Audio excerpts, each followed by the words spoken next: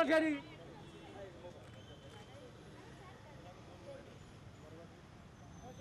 तो आपण मैंने जानी जो भाव में डाक्तर मानकर मूल काम हूँ सेवा करवा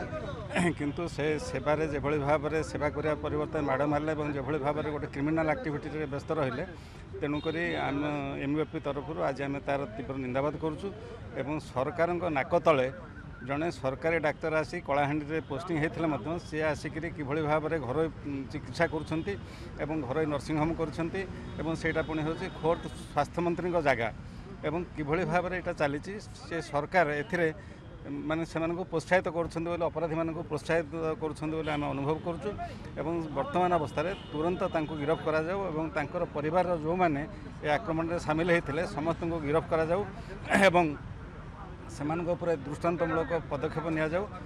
आमर जो सांबादिक भाई मैंने से आहत होती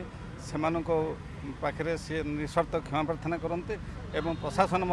से दुख प्रकाश कर।